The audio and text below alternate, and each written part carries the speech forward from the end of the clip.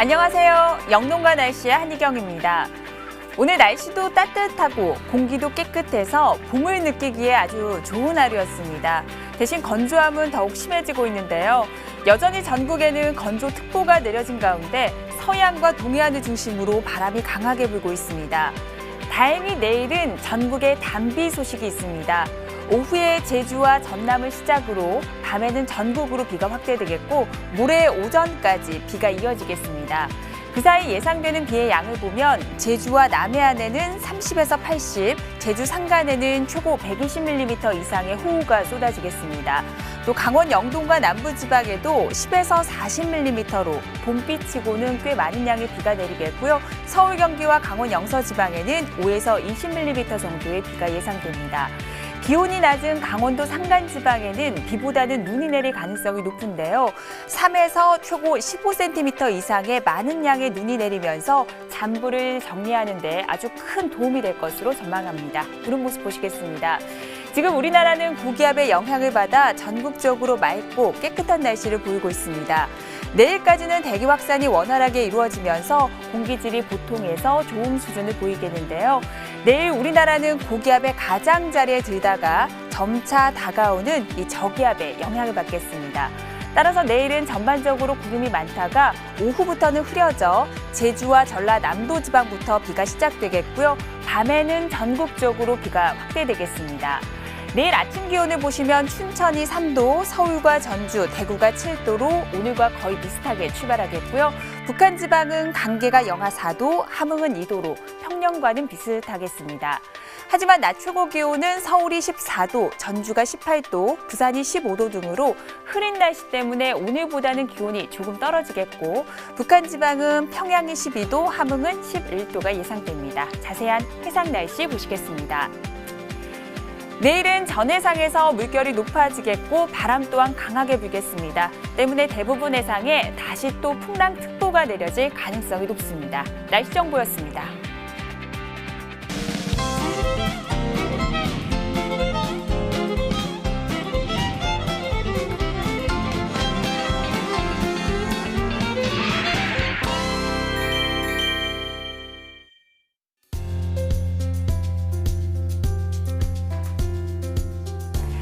날씨를 알면 농사가 보인다. 영농가 날씨 오늘은 K웨더의 반기성 센터장과 함께 한 주간의 날씨를 전망해 보도록 하겠습니다. 안녕하세요. 네, 월요일의 남자 반기성입니다. 반갑습니다. 네, 반갑습니다. 네, 오늘은 공기도 깨끗하고 날씨도 포근해서 완연한 봄을 느낄 수가 있었습니다. 하지만 지난주에는 아침, 저녁으로는 조금 두꺼운 외투가 필요할 정도로 날씨가 쌀쌀했던 것 같은데요. 실제로 지난주 기온은 어땠는지 분석 좀 부탁드립니다. 네, 그랬죠. 지난주에는 꽃샘추위로 아주 평년보다 기온이 낮았던 쌀쌀한 날씨를 보인 한 주간이었습니다. 지난 3월 31일 일요일부터 토요일인 6일까지 서울, 경기도, 강원도 지역의 지난주 평균 기온은 7.6도로 작년보다는 5.6도, 평년보다는 1.5도가 낮은 쌀쌀한 날씨를 보였고요. 충청남도와 충청북도를 포함한 중부지방의 평균 기온은 7.5도로 기온이 급속하게 상승했었던 작년보다는 5.8도, 평년보다는 1.5도 이상 낮은 기온을 보였습니다. 마지막으로 경상도, 전라도, 제주도를 포함한 남부지방의 기온을 보겠는데요. 지난주 남부지방의 평균 기온은 10도로 작년보다는 4.9도, 평년보다는 0.9도 낮은 쌀쌀한 날씨를 보였습니다. 정리해보면요. 지난주에는 이제 작년보다는 한 5도 정도 낮았지만 평년보다는 1도에서 한 1.5도 정도 낮았던 그런 기온을 보인 한 주간이었습니다. 네, 지난주는 전반적으로는 평년과 비슷하거나 조금 낮은 기온대를 보였습니다. 또 건조한 날씨가 계속되면서 잇따라서 산불 피해가 발생하고 있는데요. 특히 강원도 지역에서 정말 너무나도 큰 산불이 발생했었습니다. 이렇게 대형 산불로 번진 데는 아무래도 날씨의 영향이 컸을 것 같은데 당시의 기상도를 보면서 좀 설명 좀 부탁드릴게요. 네, 지난주 목요일이었죠. 고성 쪽에서 산불이 났는데 이게 급속하게 번지면서 동해안 대형 산불로 발전을 했는데요. 당시 미시령에는 순간 최대 풍속이 초속 35.6m까지 불었습니다. 이렇게 이제 강한 바람이 부는 바람에 산불이 급속하게 번졌고 또 진화가 사실은 굉장히 어려웠거든요. 따라서 이때 이렇게 강한 바람을 가져왔던 양간 지풍에 대해서 오늘은 좀 소개해 보도록 하겠습니다. 양간지풍이라는 것은 실제로 양양과 간성 사이로 강한 바람이 부른다는 뜻으로 이 지역에서는 오래전부터 사용되던 말인데요. 양간지풍이 발생하는 기압배치가 이 그림처럼 남고 북지형 기압배치의 등압선이 조밀해서 바람이 강하게 불 때입니다. 강해진 서풍 기류가 태백산맥을 넘어갈 때 산 정상에 만들어진 역전층과 산 정상 사이를 통과하는 바람이 압축되면서 매우 강해져 동해안 쪽으로 흘러내려갑니다. 이 공기는 팬 현상으로 인해서 기온은 더욱더 올라가고 건조해지는데요. 따라서 동해안 쪽으로는 아주 고온 건조한 이런 바람이 불면서 강풍이 발생을 하게 되고 산불이 발생을 하게 되면 거의 진화가 상당히 어려운 그런 대형 산불이 발생하게 되는 것이죠.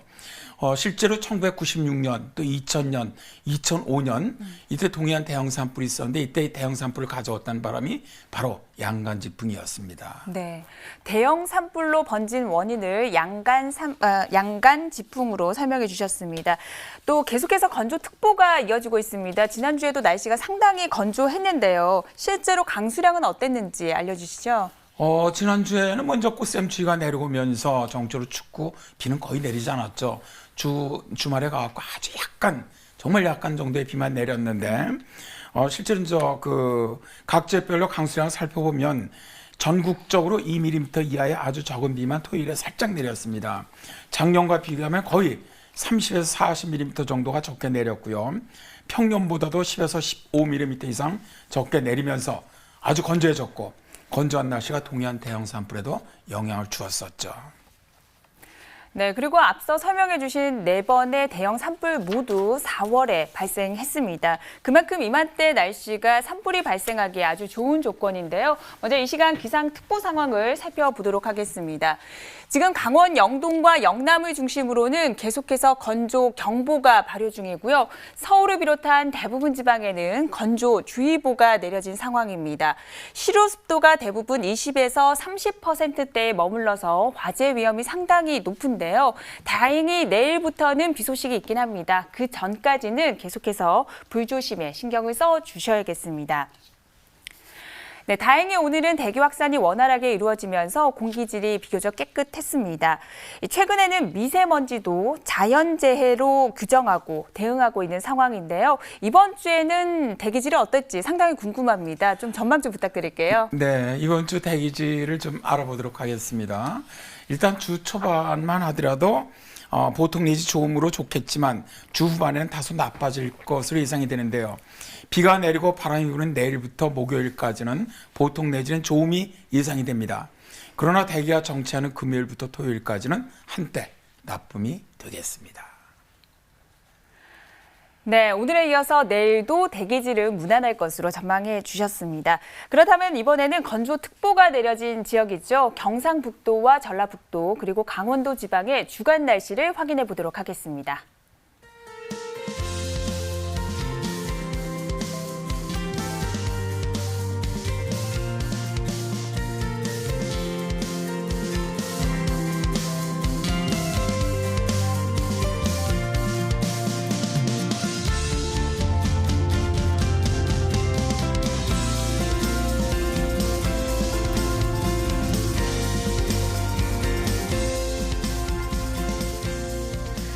네, 농사는 하늘이 짓는다는 말이 있습니다. 그만큼 날씨의 영향을 많이 받는다는 뜻인데요. 하지만 이제는 날씨를 미리 알고 미리 대응하는 영농 기술이 아주 날로 발전하고 있다고 합니다. 어떤 내용인지 소개 좀 부탁드릴게요.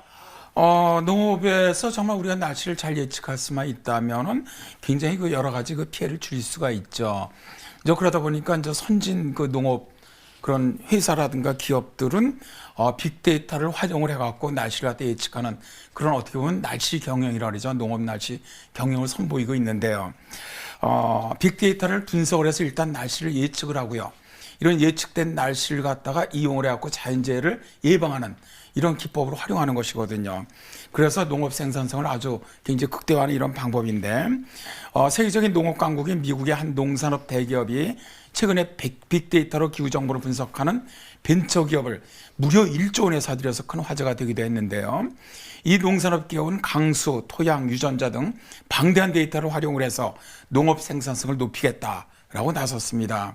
이들은 농업 현장에서 발생하는 다양한 정보를 수집 분석해서 농가에서 작물의 생장이라든가 건강, 수확량 예측 등의 정보를 실시간으로 볼 수 있도록 했습니다. 이 기업은 실제로 농업과 날씨 관련 빅데이터 분석 시장이 앞으로 200억 달러 시장까지 성장할 것으로 그렇게 내다보고 있습니다. 네. 빅데이터를 활용을 해서 날씨를 예측하고 미리 대응을 한다면 매년 반복되는 기상재해를 크게 줄일 수 있는데 큰 도움이 되지 않을까 생각이 듭니다. 그런데요, 우리나라에서도 아주 특별한 기술력으로 무려 사막에다가 농작물을 이렇게 키우는 어떤 것을 성공했다는 소식이 들려왔어요. 어떤 내용인지 설명 좀 부탁드릴게요. 정말 대단합니다. 네. 정말 아주 그냥 엄청 감탄을 했는데요. 실제로 이제 아랍에미레이트는 7개 토우국으로 이루어져 있습니다. 우리가 잘 알고 있는 아부다비라든가 두바이, 근데 세 번째로 큰 게 이제 샤르자라는 토우국이 있습니다. 여기다가 우리나라 대기업이 가서 실제로 이 스마트팜을 갖다가 만들었는데 이 토우국은요, 실제로 7, 8월에는 거의 40도 이상의 폭염이 지속되고요. 1년 연강 수량이 100mm가 채 되지 않습니다.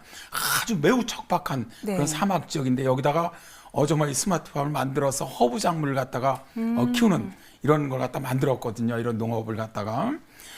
실제로 이제 더 놀라운 것은 이곳 스마트팜의 특징은 서울과 유무선으로 연결된 AR 안경을 사용하고 있다는 점이에요. 샤르자의 작업자가 안경을 통해 보는 모습을 한국에 있는 기술자가 함께 보면서 해결책을 알려주는 건데요. 이렇게 기른 허브 작물은 수확한 다음에 가공 과정을 거쳐서 차라든가 비누, 향신료로 판매할 계획이라고 합니다. 네, 이 샤르자라는 곳의 연평균 강수량이 100mm라고 말씀해 주셨잖아요. 사실 내일 밤부터 모레 오전 사이에 제주와 남해안 쪽에 내리는 비가 30에서 80, 제주 산간에는 120mm 이상입니다. 이 정도 하루 정도에 내릴 수 있는 양의 비가 연평균 강수량이라고 한다면 정말 척박한 지대인데 이런 기술을 성공했다고 하니까 정말 우리나라도 세계적인 수준이 아닌가 하는 생각이 들고 엄청나죠, 있습니다. 정말. 네. 네, 부디 이런 기술이 우리 농업에도 빨리 접목이 돼가지고 생산성도 높여주고 또 농민들의 어떤 생산력 그리고 소득 증진에도 큰 도움이 됐으면 하는 바람을 가져봅니다. 그만큼 기상 예보의 중요성에 대해서 우리가 말하지 않을 수가 없는데요. 이번 한 주간의 날씨 어떨까요? 일단 이번 주에는 주초에 기압골이 통과를 해요. 그런 다음에 주 후반에는 고기압 영향받으면서 대체로 맑을 것으로 그렇게 예상이 되고 있습니다.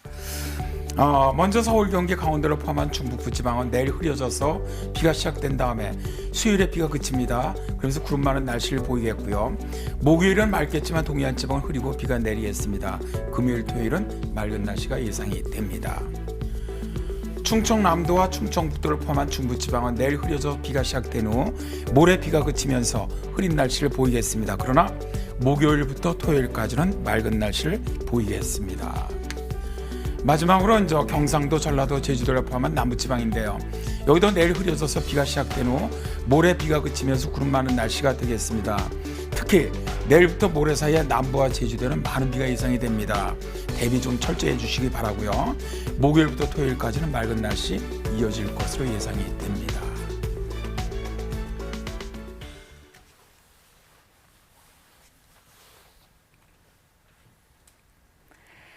네, 영농과 날씨 지금 8시 46분 지나고 있습니다.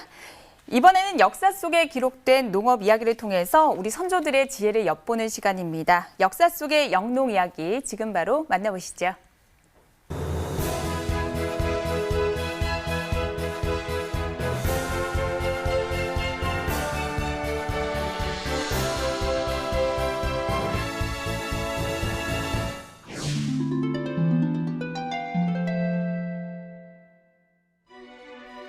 모든 경제활동의 기반이 농업으로 이루어졌던 조선. 한 차례 농사를 짓고 난 다음 지력이 다시 오를 때까지 긴 시간 쉬는 휴한 농법이 주로 이용됐다. 땅이 있지만 경작을 할 수 없어 기다리기만 하는 농민들의 모습에 안타까움을 느낀 세종. 그는 농민에게 도움을 주고자 농서를 편찬한다. 여러 도의 감사에게 명하여 지역의 농민들을 방문하게 하고 중요한 것만 뽑아 찬집하여 한 편을 만들고 제목을 농사직설이라고 하였다. 조선 최초의 농서인 농사직설은 농사에 필요한 항목을 10가지로 나누어 논술되어 있는데 농민들은 농사직설에 기술된 내용에 따라 농사가 끝난 가을에 거름을 뿌리고 땅을 깊이 갈아엎는 선분 후경과 농지에 황토를 뿌려 지력을 돋우는 객토를 사용해 농사를 짓기 시작했고 이 방법으로 해거리 농사를 극복하고 연작이 가능해졌다.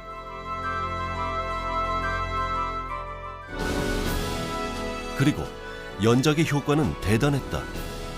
고려 초 약 3,000평의 땅에서 최대 11석이 생산되던 쌀. 세종 중기엔 그 생산량이 60석으로 크게 늘어난다.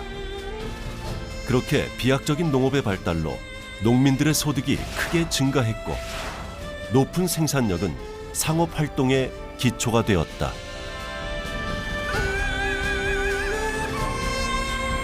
네, 오늘은 농업의 비약적인 발전을 가져온 조선의 연작 상경 농법에 대해서 알아봤습니다.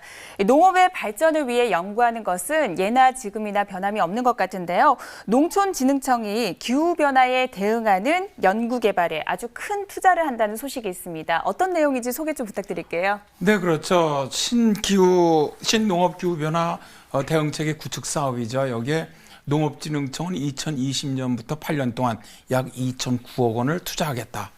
그래서 생산성을 굉장히 높이겠다 이런 계획을 발표를 했는데요. 이 사업을 통해서 기후변화 영향, 또 취약성 평가 등 전국 단위의 정밀 실측자를 기반으로 단기 예측력을 높이고요. 시장성과 지역 특성을 고려해서 기후와 계절성을 극복할 수 있는 작목 배치, 또 작부 배치계 등 작목 재배 기술과 가축 사양 기술을 개발하게 된다고 합니다. 또한 이상 기상에 따른 피해를 최소화하기 위해서 농장 단위 기상 예측 기술을 고도화해서 휴대폰의 문자 알림 등 조기 경보 서비스를 전국 156개 시군으로 확대해 나갈 계획이다라고 밝혔죠. 네, 이번 사업이 우리 농업에 큰 도움이 됐으면 하는 바람이 가져봅니다. 오늘 날씨 이야기 들려주신 우리 방기상 센터장님 감사드립니다. 네, 고맙습니다. 네, 내일은 전국적으로 비 소식이 있습니다. 오후에 제주와 전라남도 지방을 시작으로 밤에는 전국적으로 비가 확대되겠고요. 이번 비는 대부분 모레 오전까지 이어지겠습니다. 특히 제주와 남해안을 중심으로는 30에서 80, 제주 산간에는 최고 120mm 이상의 호우가 내리겠습니다. 강원 영동과 충청 이남 지방에도 10에서 40mm의 봄비치고는 꽤 많은 양의 비가 내리겠는데요. 기온이 낮은 강원도 산간 지방에서는 비보다는 눈이 내릴 가능성이 더 높아 보입니다. 양은 3에서 최고 15cm 이상으로 많은 양의 눈이 내릴 것으로 보여서 그동안 강원도에 잔불 정리하는 데는 아주 큰 도움이 되지 않을까 기대를 해봅니다. 저희 영농가 날씨는 내일 저녁 8시 30분에 찾아뵙겠습니다. 고맙습니다.